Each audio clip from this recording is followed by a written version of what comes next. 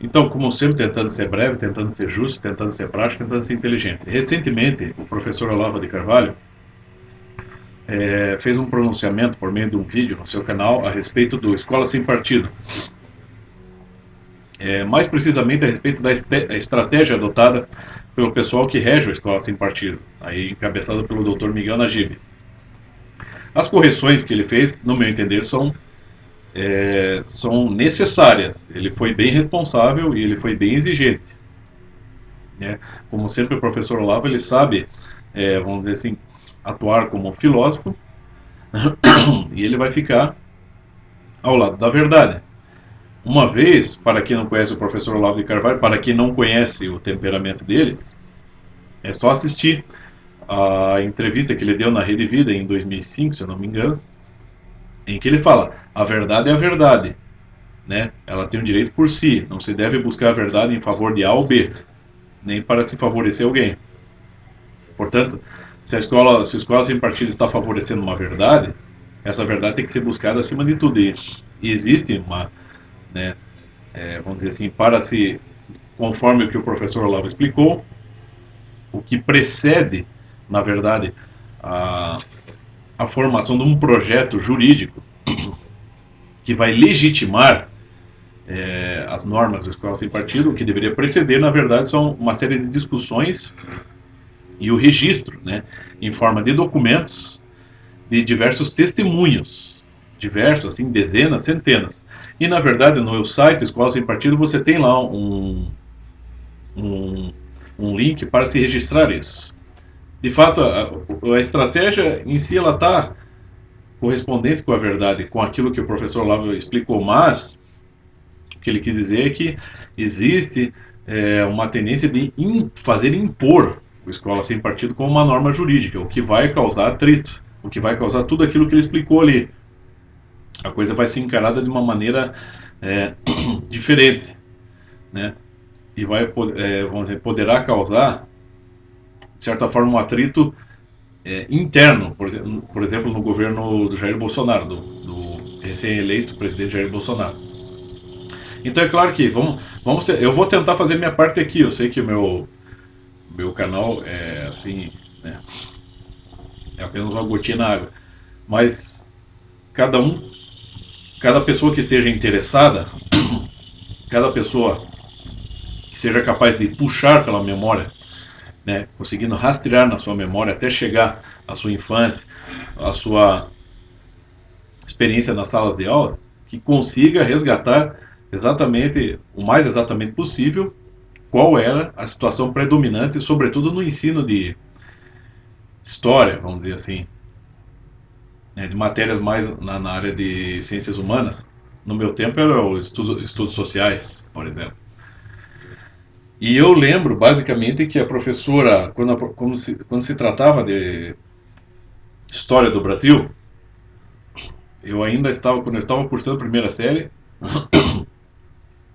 ainda estávamos no regime militar, terminou em 85, né?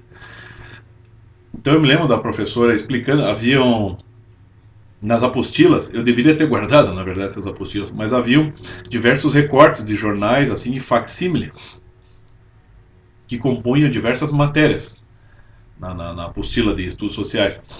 É, e nessas matérias você tinha lá algumas situações que ocorreram durante o regime militar, as situações mais extremas, os conflitos, os crimes. E a narrativa que a nossa professora passava, ela não necessariamente acusava os militares, né? Não acusava ela não fazia um julgamento hostil de modo explícito ao regime militar, mas ela, de certa forma, ia assim, dando a entender que, assim, né, explicando para nós que éramos crianças, né, de uma maneira um tanto sutil, que as pessoas que combatiam e que o regime que foram presas, elas estavam, na verdade, vamos dizer assim, agindo de uma maneira muito dentro dos seus direitos, uma maneira muito civil, uma maneira muito legítima, e que o regime ele impunha uma censura, que ele procurava se predominar pela força, que ele pregava é, uma, uma espécie assim de uma perseguição implícita, né, em que todas as pessoas, todos os cidadãos viviam com medo, né? Ninguém podia abrir a boca para dizer porque estariam sob a mira de algum militar, né? Mais tarde, quando eu comecei no final dos anos 90 ali, eu reprovei várias vezes na escola, então eu fui fui tentar o vestibular já no final dos anos 90. E eu já notava que os professores de cursinhos também falavam sobre isso. Muitos. Eu me lembro que tinha um professor de história no cursinho que eu frequentei, o nome dele era Oliveira. E ele se gabava, assim, ele se sentia muito orgulhoso de ir lá, por exemplo, em 1981, 1982, ter participado da criação de um panfleto que fazia oposição ao regime militar. Era um panfleto que era distribuído entre os alunos naquele tempo.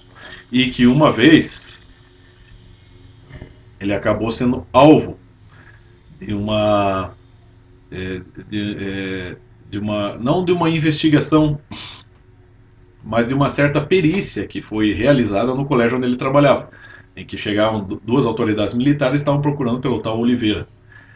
E ele, esse meu professor muito esperto, ele disse assim que haviam, né, percebendo que na lista de nomes de professores haviam vários Oliveiras e que os militares não sabiam quem era exatamente, porque não desconheciam o sobrenome do mesmo, né, mas tendo acesso aos panfletos, os panfletos de certa forma se difundiram e chegaram até eles. O meu professor conseguiu despistá-los e, né, vamos dizer assim, sumir da boca, né? Ou seja, o próprio testemunho dele, né, dado que esses professores ou intelectuais de esquerda, que de certa forma, explícita ou implicitamente, acusavam o regime militar de ser algo grotesco, ditatorial, né, opressor, enfim, eles mesmos, na hora de dar um testemunho, mesmo dramatizando, tentando dramatizar o máximo possível, caiu em contradição. Porque o que os militares fizeram? Eles simplesmente, aquilo ficou por isso, segundo o que ele contou, aquilo ficou por isso mesmo. Ele conseguiu despistá-los, né? Assumiu que o nome dele era Oliveira, mas que haviam vários Oliveiras na lista, e, né? Ele não foi detido. O que seria diferente no país comunista. No país comunista não há necessidade de haver uma panfletagem contra, por exemplo, sei lá, um grupo de jornalistas, de intelectuais que se opõem à esquerda, em um país totalitário, comunista totalitário, não há necessidade de que esse grupo chegue a difundir panfletos em oposição ao governo. Aliás, eles nem têm tempo para isso. Basta uma denúncia, basta uma suspeita para que o grupo inteiro seja preso, que sofra ameaças, que possa ser torturado e até executado. Que é diferente aqui no Brasil. Uma amiga minha, que é mais à esquerda, vamos dizer assim, ela vive se queixando sobre a questão do regime militar e do fato de um capitão do exército ter ganhado a presidência, né, ter ganhado a disputa pela presidência. Então ela soltou algumas acusações para mim sobre o regime militar e eu fui fazendo alguns questionamentos para ela e ela não sabia responder. Ela estava muito interessada em afirmar que no regime militar se praticaram diversos métodos de tortura e que muitas pessoas, não só guerrilheiros e simpatizantes comunistas, mas crianças, mães, foram perseguidos e torturados. Eu não sei de onde que ela tirou isso aí. Aliás, nós sabemos, né? Vamos evocar aqui o intelectual orgânico muito bem planejado por Antônio Gramsci. Então você vê que ela cresceu com essa crença, eu também cresci com essa crença, mas a partir do momento que eu busquei me tornar um estudante sério, eu comecei a perceber que isso estava errado, que a história não é bem assim, não é mesmo? Então é claro que a gente deve procurar, é aquilo que o professor Olavo sempre explica nas aulas dele de filosofia, fazer o exercício de memória. ou anamnese, Eric Fuegel, para que se consiga restabelecer de memória todas as experiências vividas. Neste caso, as experiências vividas em sala de aula. Se conseguir evocar aquelas imagens e o que foi dito. Com esforço você consegue. Eu consigo guardar muita coisa na memória.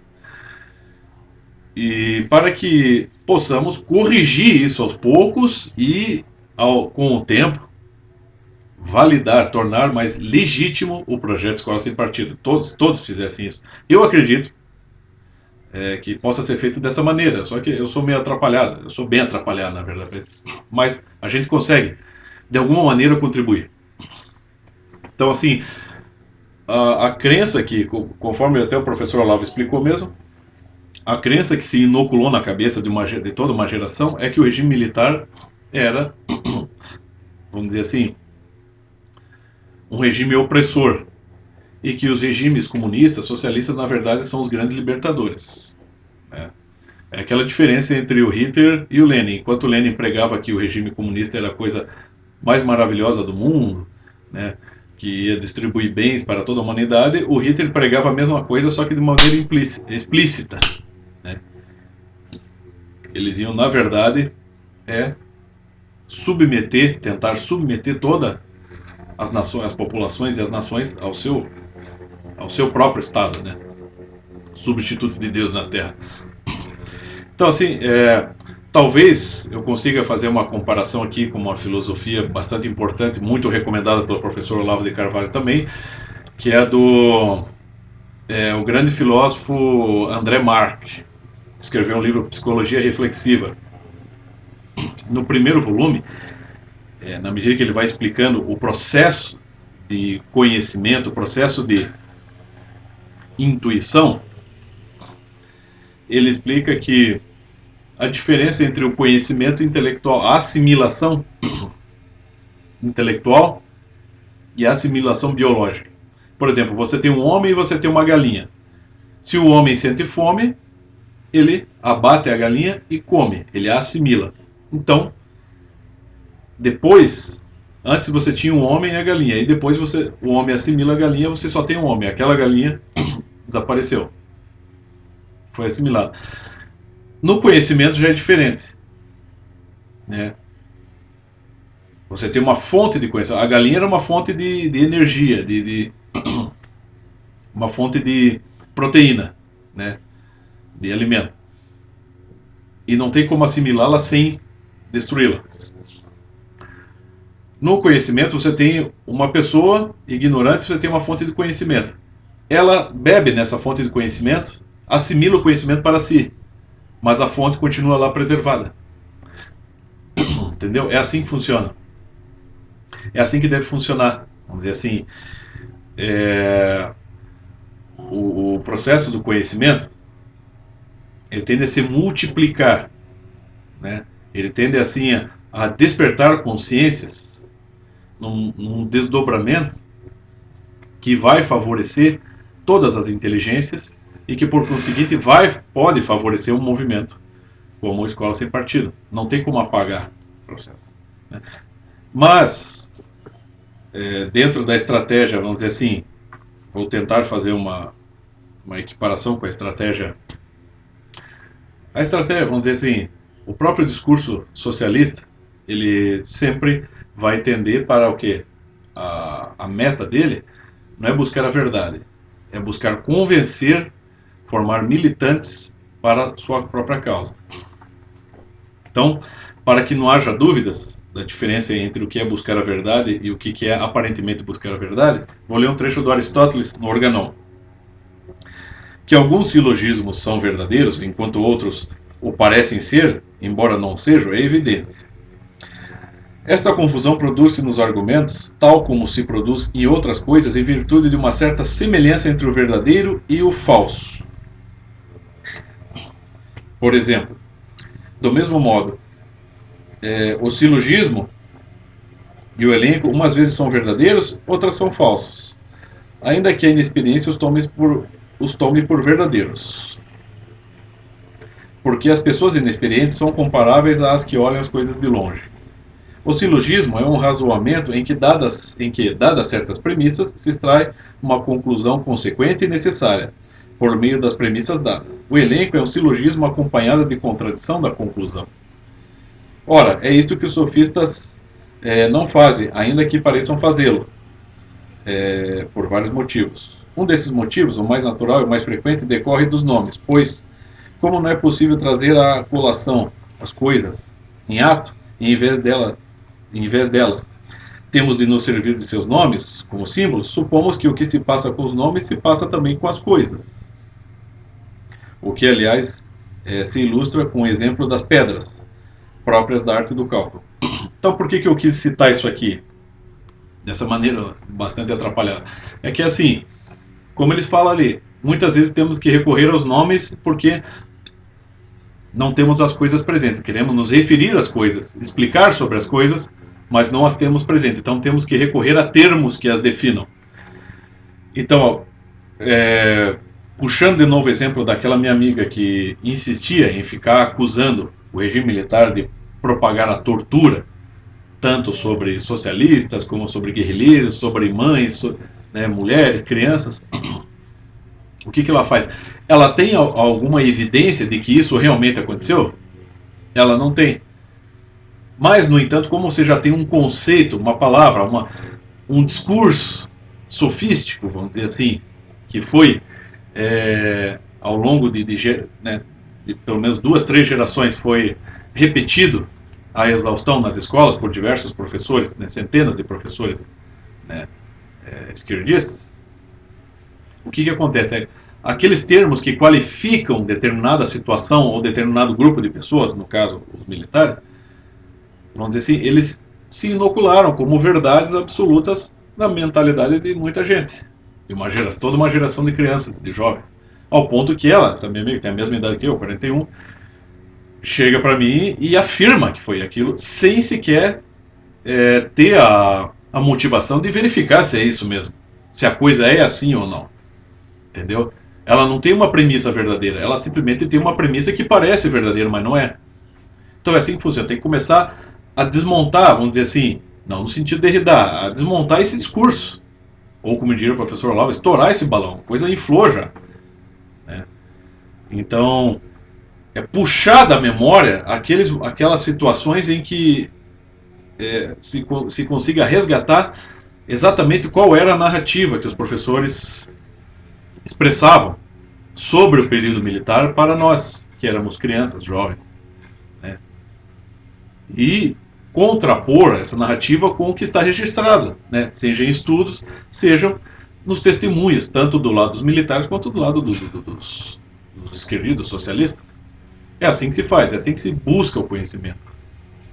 É assim que se busca a verdade, aí é assim que se busca por premissas que vão servir de modo adequado para um silogismo verdadeiro. Então, era mais ou menos isso. É melhor não me alongar, senão eu acabo fazendo confusão. É isso aí, pessoal.